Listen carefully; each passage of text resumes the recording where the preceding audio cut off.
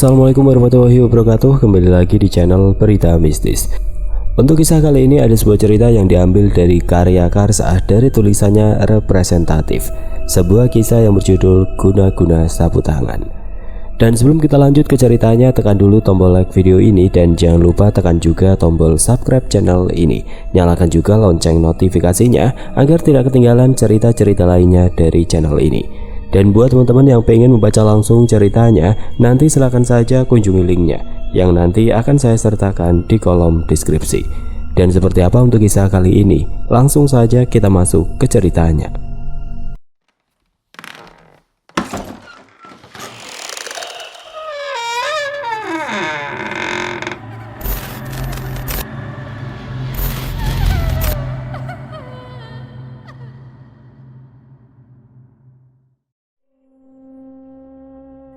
Hari itu langit Yogyakarta cerah, seakan memberikan restu bagi Ayuni yang baru saja resmi menyandang gelar sarjana.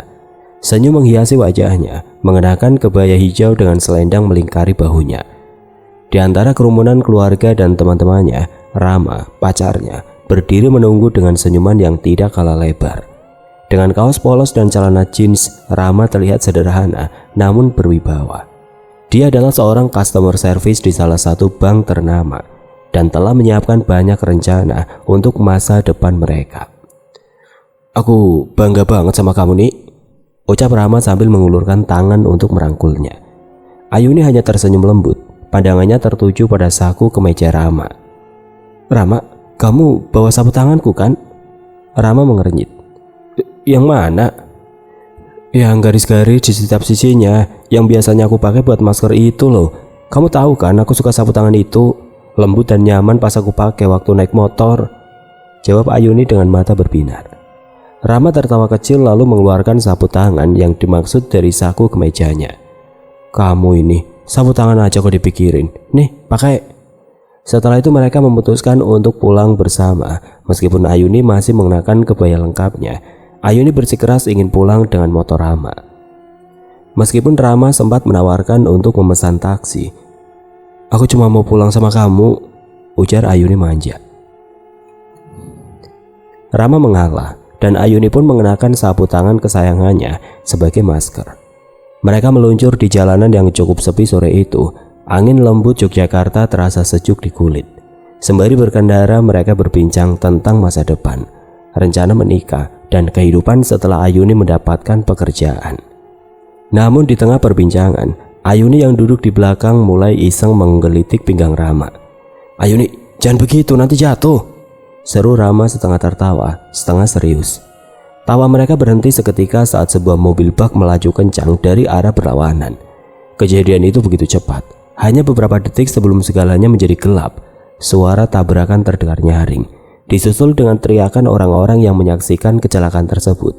Ayuni dan Rama terlempar dari motor mereka. Ayuni membuka matanya perlahan, pandangannya kabur, tapi dia bisa merasakan tubuhnya sakit luar biasa. Sekilas dia melihat sapu tangan garis-garis yang dia pakai tadi, kini tergeletak tidak jauh dari tangannya.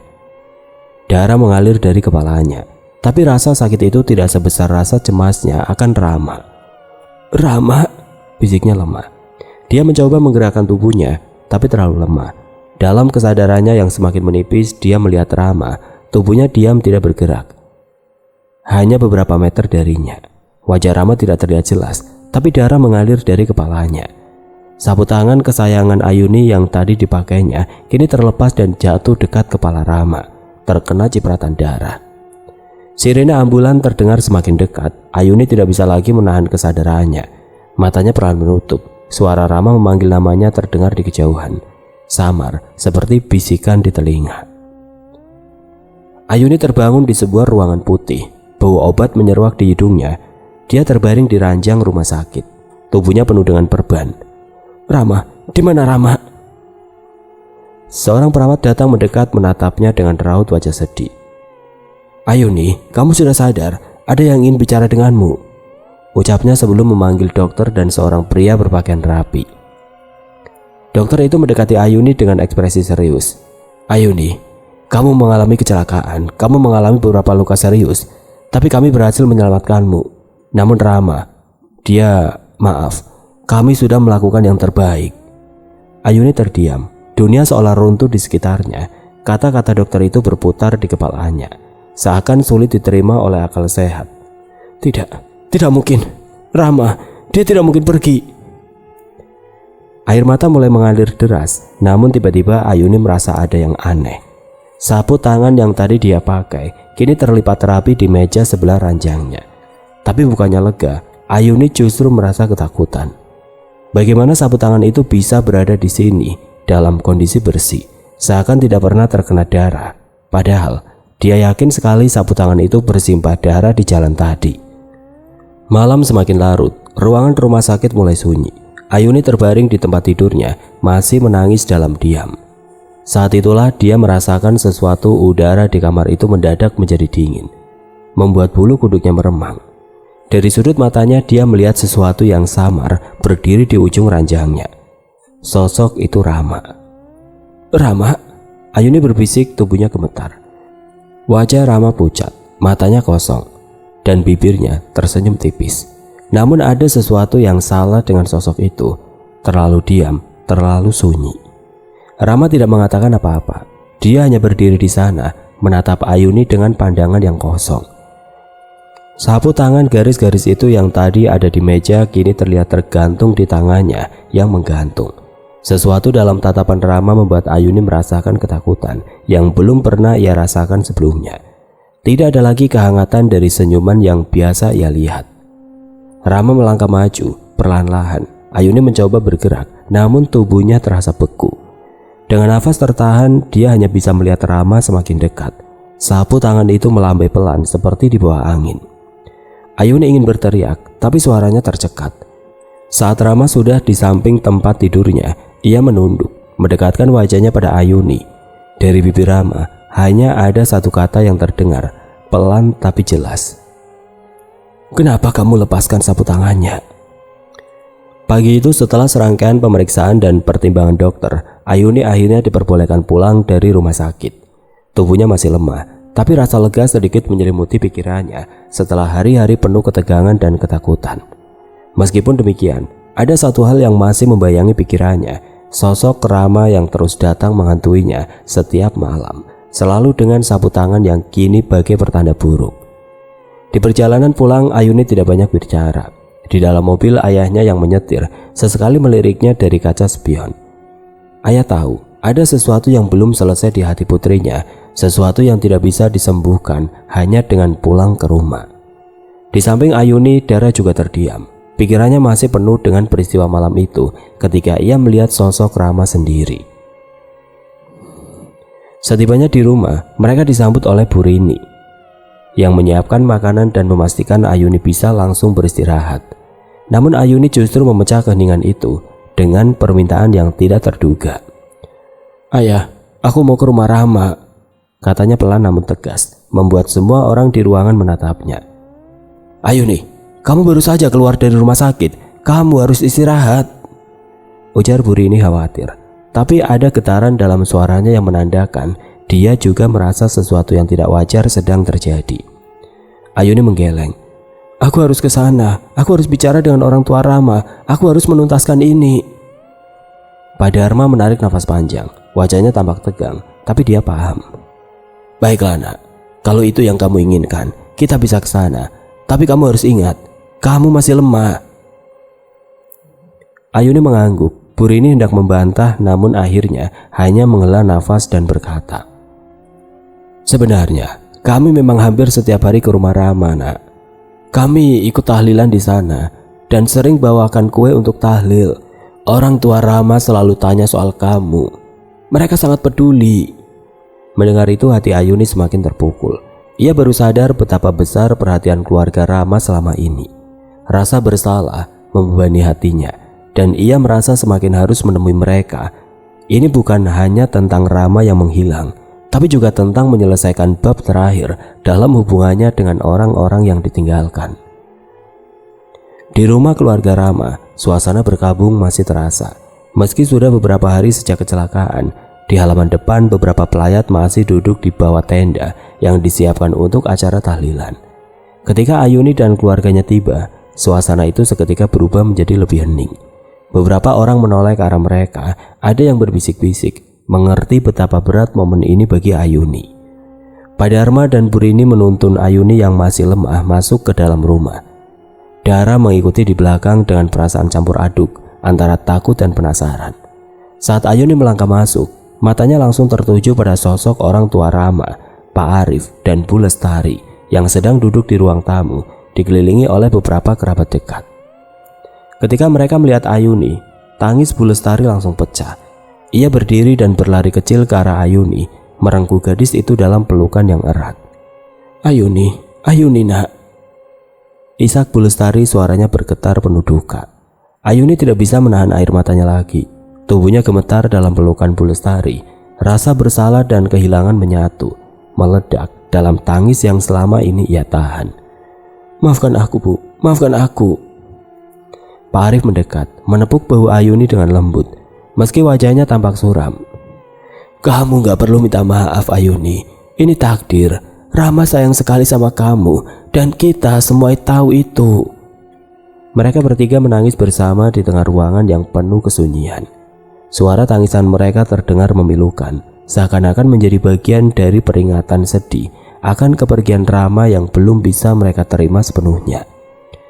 Setelah beberapa saat, Bu Lestari menarik nafas panjang, berusaha menenangkan diri. Ia menuntun Ayuni untuk duduk di sofa, lalu meraih sesuatu dari sebuah meja kecil di dekatnya. Itu adalah sebuah sapu tangan yang terlipat rapi, sapu tangan yang dikenali Ayuni seketika. Ini sapu tangan Rama. Kami menemukan ini di kamarnya bersama beberapa barang yang selalu dia jaga baik-baik. Kamu tahu, Rama selalu bilang ini sapu tangan kesayanganmu. Bu Lestari menyodorkan sapu tangan itu dengan tangan gemetar. Ayuni memandang sapu tangan itu, hatinya berdebar kencang. Itu sapu tangan yang sama, garis-garis di setiap sisinya. Kain yang lembut yang selalu ia pakai saat berkendara bersama Rama. Tangannya bergetar saat ia meraihnya, mengenang saat-saat indah bersama Rama yang kini terasa sangat jauh. Aku ingat sapu tangan ini, ujar Ayuni dengan suara serak. Aku selalu memakainya, tapi sekarang setiap kali aku melihatnya, aku merasa Rama masih ada di sini. Aku takut Bu, aku takut dia belum pergi dengan tenang. Mendengar itu wajah Bu Lestari menegang. Dia memandang Pak Arif yang tampak cemas, seolah ada sesuatu yang ingin mereka katakan tapi ragu. Ada yang ingin kami sampaikan padamu Ayuni. Pak Arif akhirnya bicara. Suaranya berat dan lambat, seakan setiap kata sulit untuk diucapkan. Beberapa hari terakhir, kami juga mengalami hal aneh di rumah ini. Beberapa malam kami mendengar suara langkah kaki di kamar Rama. Padahal tidak ada siapa-siapa di sana. Sapu tangan ini pernah kami lihat di atas meja, padahal kami yakin sudah menyimpannya di lemari. Kami kira hanya halusinasi karena duka, tapi mungkin ada sesuatu yang belum selesai. Ayuni menatap mereka, matanya melebar, sapu tangan yang kembali berpindah tempat, langkah-langkah misterius di malam hari. Semua ini semakin memperkuat keyakinannya bahwa arwah Rama masih berkeliaran, terjebak di antara dua dunia. Ada rasa dingin yang menyelusup ke dalam tubuhnya, perasaan bahwa semuanya semakin mendekati puncaknya. Bu Lestari menggenggam tangan Ayuni erat-erat. Air mata kembali mengalir di wajahnya. Mungkin ada yang Rama ingin sampaikan padamu nak. Mungkin dia masih di sini karena dia belum bisa meninggalkanmu. Tangis Ayuni pecah kembali, kali ini lebih dalam dan menyakitkan. Aku juga belum bisa melepasnya Bu, tapi aku tahu ini salah. Aku harus mengikhlaskan dia. Tapi bagaimana caranya? Pak Arif mengangguk pelan. Kita bisa menggelar doa bersama lagi, tahlil khusus untuk Rama. Kita doakan supaya dia bisa pergi dengan tenang. Namun dalam hatinya Ayuni tahu bahwa ini bukan sekedar soal doa. Ada sesuatu yang lebih personal di antara dirinya dan Rama. Sesuatu yang hanya bisa ia selesaikan sendiri. Dia memandang sapu tangan itu sekali lagi, seolah-olah benda itu adalah kunci untuk melepaskan semuanya. Di malam hari nanti saat semua sudah tenang, Ayuni merasa dia harus menemui Rama untuk yang terakhir kalinya. Malam pertama setelah Ayuni menerima kembali sapu tangan dari Ibu Rama, sesuatu yang aneh mulai terjadi. Sapu tangan itu dia letakkan di atas meja rias, tepat di sebelah tempat tidurnya. Meskipun menyimpan kenangan manis bersama Rama, benda itu kini terasa mengerikan. Seakan memancarkan aura dingin yang terus menghantui Ayuni setiap kali ia menatapnya. Namun Ayuni merasa tidak punya pilihan lain selain menyimpannya. Ini bagian dari dirinya dan juga dari Rama. Malam itu Ayuni akhirnya tertidur dengan perasaan campur aduk. Namun tidur yang dia harapkan bisa membawanya ketenangan justru membuka pintu ke dunia mimpi yang kelam dan penuh misteri. Di dalam mimpinya Ayuni berada di tengah jalan yang gelap dan sepi. Kabut tebal menutupi pandangannya, membuatnya sulit melihat lebih dari beberapa meter di depannya. Namun di kejauhan, dia bisa mendengar suara yang dikenalnya dengan baik, suara Rama. "Ayuni, di sini." Dengan jantung yang berdebar, Ayuni mengikuti suara itu. Langkahnya terasa berat, seolah-olah kakinya berjalan di atas tanah yang berlumpur. Tapi dia terus maju. Dipandu oleh suara lembut Rama, setelah berjalan cukup jauh, akhirnya dia melihat sosok itu. Rama berdiri di ujung jalan, mengenakan pakaian yang sama seperti hari terakhir mereka bersama sebelum kecelakaan. Senyum tipis terukir di bibirnya, dan di tangannya dia menggenggam sapu tangan yang selalu Ayuni pakai. "Rama," Ayuni berbisik, suaranya serak. Dia merasa seolah baru saja berpisah dari Rama, bukan beberapa hari, tapi berabad-abad. Rama mendekat dengan langkah tenang. Dia tersenyum lembut, seperti biasa, tapi ada sesuatu yang aneh di matanya. Tatapan kosong yang tidak pernah Ayuni lihat sebelumnya. "Ayuni, pakai ini," katanya sambil menyerahkan sapu tangan itu kepadanya. "Pakai dengan ketat ya." Ayuni mengerutkan kening. "Untuk apa, Rama?" Rama tidak menjawab. Dia hanya tersenyum lebar, seolah menyembunyikan sesuatu. Tangannya yang dingin menyentuh wajah Ayuni, lalu dengan gerakan lembut namun tegas, dia mulai mengikatkan sapu tangan itu di wajah Ayuni, menutupi mulut dan hidungnya dengan ketat. Kain lembut itu menempel erat dan seketika Ayuni merasa sesak. Namun anehnya, dia tidak bisa atau bahkan tidak ingin menolak. Sentuhan Rama terasa begitu nyata, dan di dalam mimpi itu, dia kembali merasa larut dalam keromantisan yang pernah mereka bagi bersama. Namun di tengah keintiman itu, ada perasaan tidak nyaman yang mulai merayapi tubuh Ayuni. Sentuhan Rama yang awalnya lembut berubah menjadi kasar, seolah ada kekuatan besar yang menekan tubuhnya. Ayuni merasa lehernya dicekik perlahan, nafasnya tercekik di balik sapu tangan yang diikat terlalu kencang. Dia ingin melepaskannya, tapi tubuhnya seperti lumpuh, hanya bisa pasrah dalam cengkraman Rama. Ayuni terbangun tiba-tiba, jantungnya berdegup kencang, kamar tidurnya gelap, hanya diterangi cahaya lampu redup dari luar jendela. Dengan tangan gemetar dia meraba wajahnya dan terkejut mendapati bahwa sapu tangan yang tadi dia letakkan di meja rias kini sudah terikat di wajahnya, persis seperti dalam mimpi. Panik, dia cepat-cepat melepas sapu tangan itu, nafasnya memburu. Bagaimana mungkin sapu tangan itu bisa berpindah ke wajahnya? Seingatnya, sebelum tidur dia jelas meletakkannya di meja, dan tidak mungkin dia memasangnya sendiri saat itu. Namun rasa takut yang semakin mencekam tidak berhenti di situ. Ketika Ayuni bangun dan melihat ke cermin, dia terkejut mendapati lebam biru besar di tangannya. Bukan hanya itu, di pahanya, pundaknya, dan bahkan selangkangannya muncul lebam-lebam serupa. Seolah-olah tubuhnya telah mengalami tekanan yang sangat kuat. Rasa ngilu menjalar di seluruh tubuhnya, terutama di bagian selangkangan yang terasa sangat nyeri, seakan dia baru saja mengalami sesuatu yang brutal. Keringat dingin mengucur di dahinya. Apa yang terjadi padanya? Apakah ini semua ulah mimpi? Tapi lebam-lebam ini nyata, rasa sakit ini nyata. Ketika dia berusaha mengingat detail mimpinya, perasaan tidak nyaman kembali merayapi pikirannya. Setiap kali Rama muncul dalam mimpinya, ada perasaan campur aduk antara cinta yang pernah mereka rasakan dan sesuatu yang gelap, hampir menyeramkan.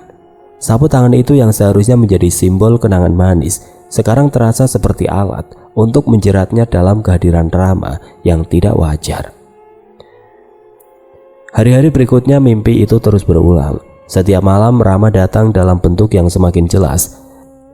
Setiap kali dia menyuruh Ayuni memakai sapu tangan dengan ketat. Setiap kali pula mimpinya diakhiri dengan sentuhan-sentuhan yang semakin kasar. Lebam-lebam di tubuh Ayuni pun semakin bertambah dan rasa sakit di selangkangannya kian tidak tertahankan. Tubuhnya seperti disiksa oleh sesuatu yang tidak kasat mata. Dan setiap kali dia terbangun, sapu tangan itu selalu ada di wajahnya. Meskipun sebelum tidur, dia selalu berusaha menyingkirkannya. Ayuni mencoba bercerita kepada Dara, tapi suara ketakutan yang keluar dari mulutnya terdengar begitu absurd, bahkan untuk dirinya sendiri. Mungkin aku hanya terlalu stres, pikirnya, mencoba merasionalisi kejadian-kejadian aneh itu. Namun jauh di dalam hatinya dia tahu ini lebih dari sekedar mimpi buruk. Ada sesuatu yang salah, sesuatu yang tidak bisa dijelaskan dengan akal sehat. Sementara itu Dara memperhatikan perubahan pada kakaknya. Wajah Ayuni semakin pucat setiap hari dan lebam-lebam di tubuhnya tidak bisa lagi disembunyikan. Dara tahu ada sesuatu yang tidak beres. Tapi setiap kali dia mencoba bertanya, Ayuni hanya menjawab dengan gumaman yang tidak jelas, seolah takut untuk mengungkapkan apa yang sebenarnya terjadi. Suatu malam saat Dara diam-diam masuk ke kamar Ayuni untuk memeriksa, dia melihat pemandangan yang membuat darahnya membeku. Ayuni sedang tidur, tapi wajahnya tampak tegang, seolah-olah dia sedang berjuang melawan sesuatu dalam mimpinya. Dan di wajahnya terikat erat sapu tangan Rama, sama seperti dalam cerita yang pernah diceritakan Ayuni. Dara ingin berteriak, tapi tubuhnya membeku, tidak bisa bergerak. Dara hanya bisa berdiri di sana, terkejut dan ketakutan, saat tiba-tiba Ayuni membuka mata. Mata kakaknya yang biasanya penuh kehidupan kini kosong dan gelap, seolah-olah dia bukan lagi Ayuni yang dikenalnya. Setahun berlalu sejak kejadian kelam itu dan kini Ayuni menjalani kehidupan baru sebagai seorang guru P3K di sebuah SMA negeri di Salatiga. Hijab yang kini selalu ia kenakan menambah kesan anggun pada penampilannya, membuatnya menjadi sosok yang sangat dikagumi oleh murid-murid di sekolah. Banyak dari mereka yang terpesona oleh kecantikan dan kepribadian lembutnya. Meski demikian, hanya sedikit yang tahu bahwa di balik senyum manisnya, Ayuni masih dihantui oleh mimpi-mimpi tentang Rama. Meskipun intensitas mimpinya telah berkurang, setiap kali mimpi itu datang, ia merasa seperti tenggelam lagi dalam cengkeraman masa lalu. Sapu tangan yang pernah Rama berikan padanya masih ia simpan, terlipat rapi di dalam laci kamarnya di kos.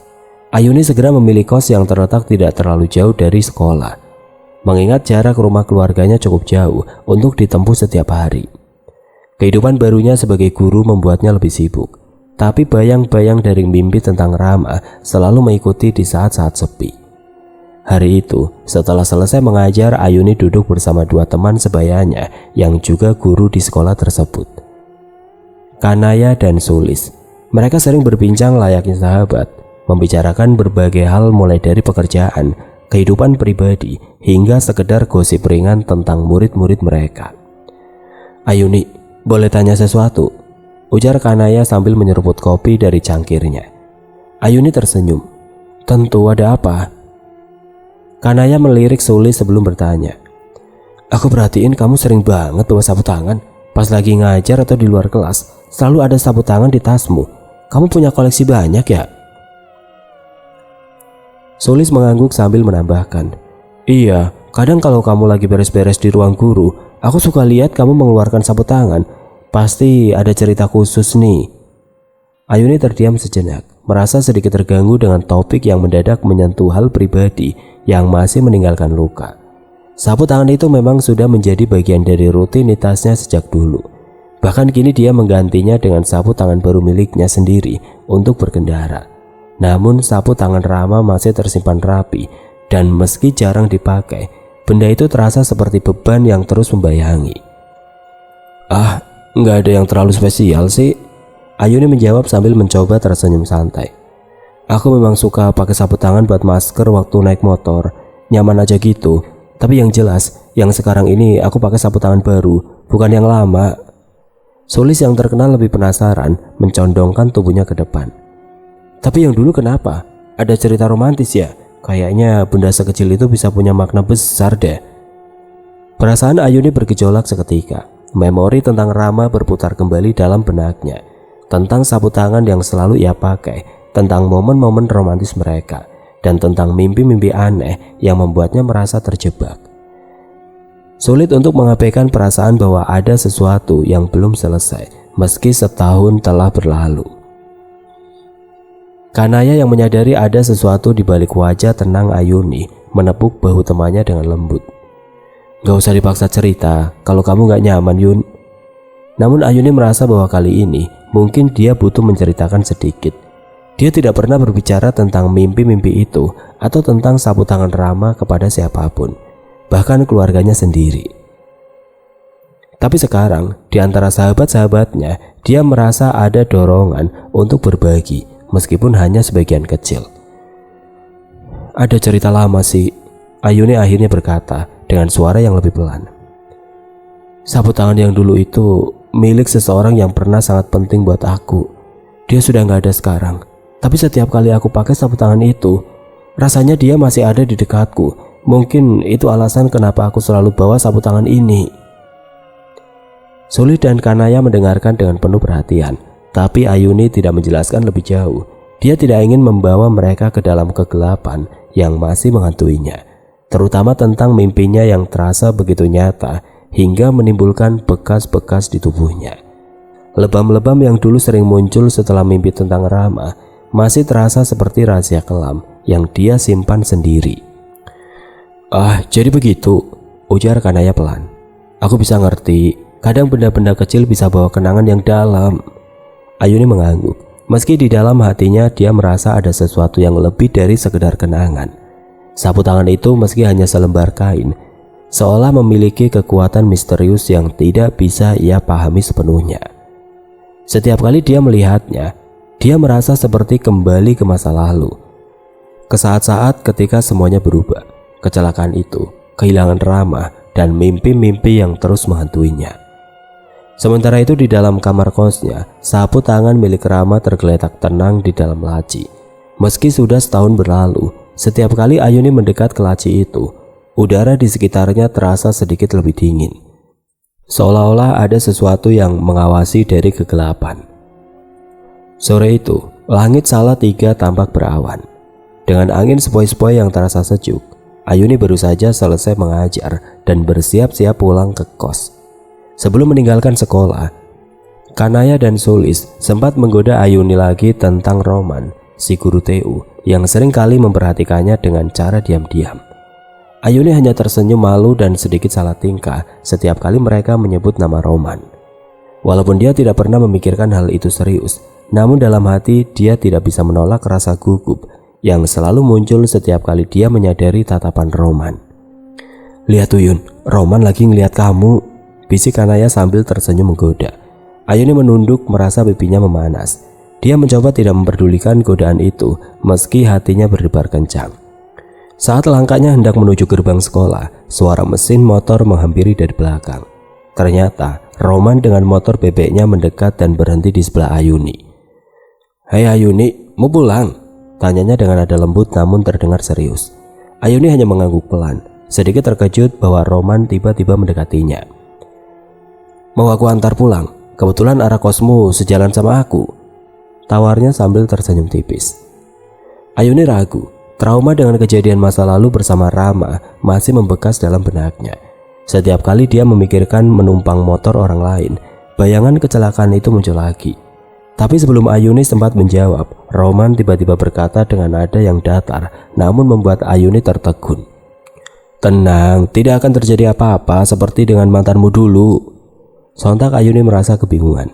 Bagaimana bisa Roman tahu tentang kecelakaan itu, padahal dia tidak pernah bercerita kepada siapapun di sekolah tentang Rama, kecelakaan itu, atau mimpi-mimpi aneh yang menghantuinya. Rasa penasaran bercampur dengan kegelisahan mendorong Ayuni untuk menerima tawaran Roman. Mereka pun berboncengan menuju kos Ayuni, tapi selama perjalanan, kepala Ayuni penuh dengan pertanyaan. Setelah beberapa menit dalam diam, Ayuni akhirnya bertanya, Roman, kamu tahu tentang Rama dari siapa? Aku gak pernah cerita ke siapa-siapa di sini. Roman yang awalnya fokus menyetir menoleh sebentar ke arah Ayuni dari kaca spion. Aku tahu lebih dari yang kamu kira, Ayuni. Kamu gak sadar ya kalau kamu sering diikuti? Ayuni merasa jantungnya seakan berhenti mendengar kata-kata itu. Diikuti? Maksudnya apa? Roman menghela nafas, lalu dengan nada yang lebih serius menjawab. Sosok yang kamu lihat dalam mimpimu, yang mimpi mantanmu itu bukan Rama, Itu iblis yang sepertinya dikirim oleh seseorang. Aku bisa merasakannya sejak pertama kali melihatmu di sekolah. Ada sesuatu yang mengikutimu, sesuatu yang gelap. Ayuni segera meminta Roman untuk berhenti. Dia turun dari motor dengan cepat. Wajahnya pucat dan penuh kemarahan. Kamu bicara apa sih, Roman? Jangan sembarangan bilang mantanku iblis, teriaknya dengan nada marah. Roman tetap tenang meski melihat Ayuni begitu emosi. Aku gak bilang Rama itu iblis. Sosok itu hanya menyerupai dia. Tapi percayalah, apapun itu, niatnya bukan melindungimu. Ada seseorang di luar sana yang mengirim entitas itu untuk menyiksamu. Dan aku yakin bukan mantanmu yang melakukannya. Ayuni merasa bingung dan ketakutan sekaligus. Kata-kata Roman begitu tegas dan pasti, tapi di dalam pikirannya semuanya terasa kacau. Bagaimana mungkin sosok dalam mimpinya yang dia yakin sebagai Rama bisa berubah menjadi sesuatu yang jauh lebih gelap? Dan siapa yang mungkin ingin mencelakainya? Aku gak percaya, kamu hanya menakut-nakuti aku, kata Ayuni. Meski di dalam hatinya ia merasa ada kebenaran di balik ucapan Roman. Roman menghela nafas panjang, matanya tampak tenang, namun penuh dengan kesedihan. Ayuni, aku gak bermaksud menakutimu. Aku hanya ingin kamu tahu apa yang sebenarnya terjadi, dan aku ingin kamu selamat. Ayuni terdiam. Perasaannya berkecamuk. Roman tahu hal-hal yang tidak mungkin diketahui orang lain, tapi di sisi lain, dia masih sulit mempercayai semua ini. Kenapa Roman bisa begitu yakin? Siapa yang mengirim sesuatu itu? Pertanyaan-pertanyaan terus berputar di dalam benaknya, tapi dia tidak mampu mengeluarkan satu pun kata. Setelah beberapa saat dalam kebingungan, Roman kembali bersuara dengan lebih lembut. Ayuni, aku tahu ini berat, tapi kamu harus waspada. Ada cara untuk menghentikan ini, tapi aku gak bisa melakukannya sendirian. Jika kamu butuh bantuan, aku ada di sini.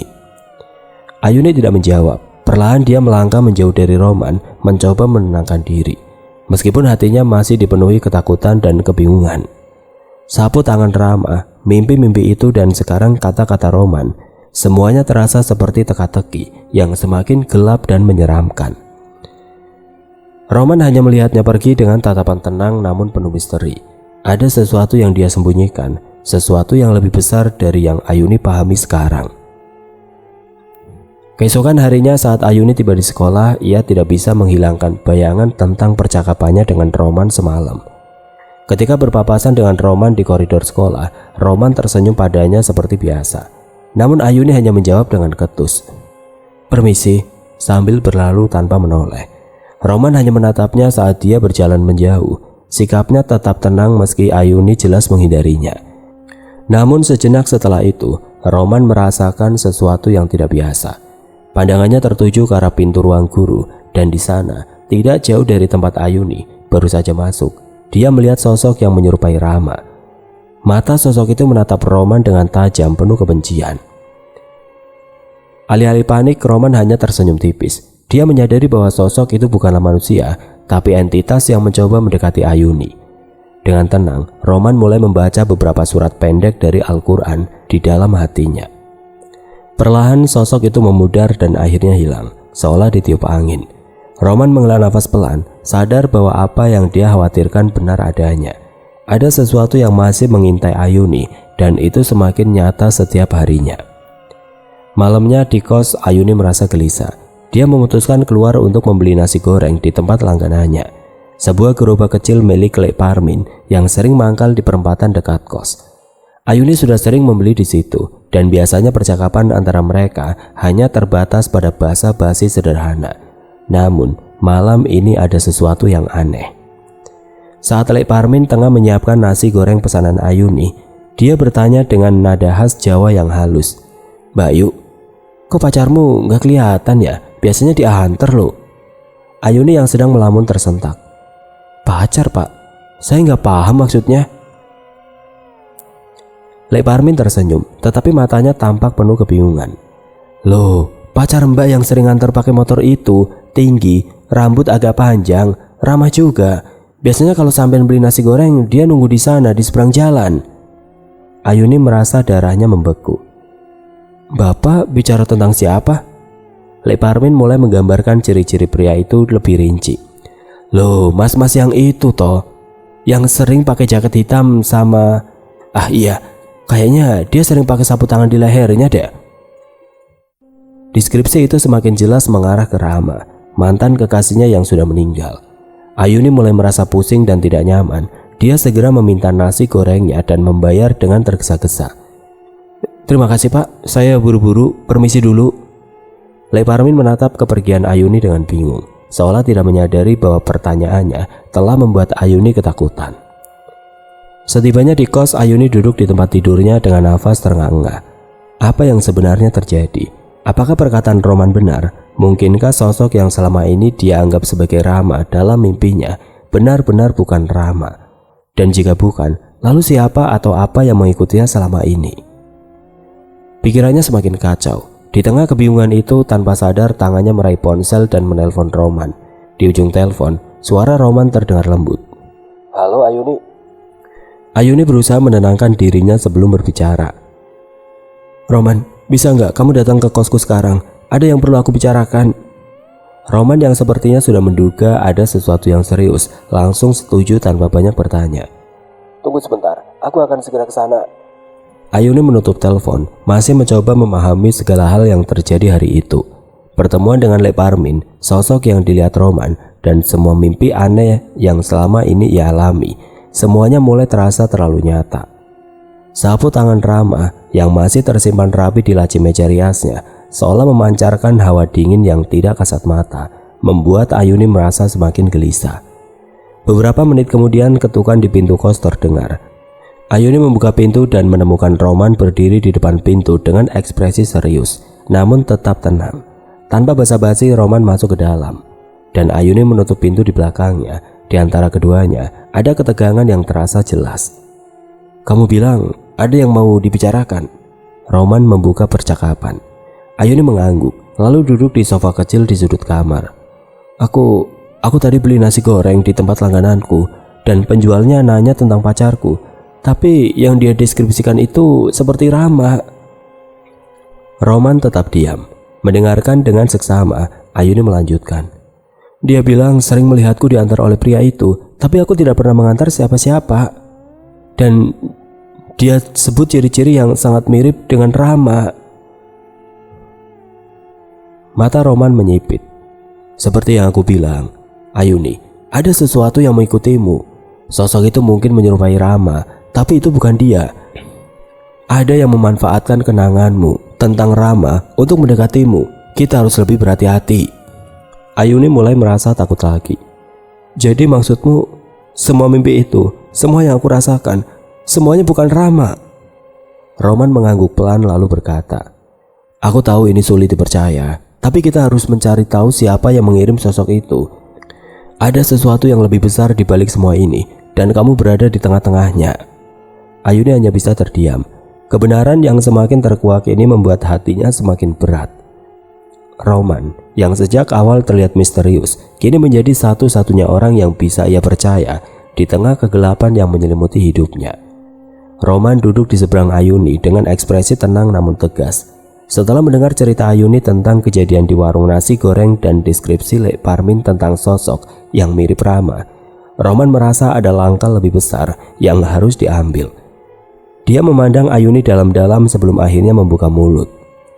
Kalau kamu masih gak percaya Ayuni, tanyanya dengan nada pelan.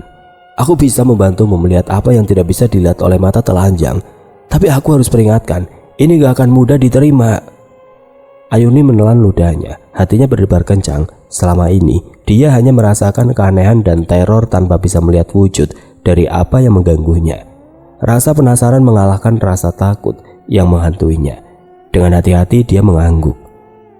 Roman menghela nafas, lalu mendekat.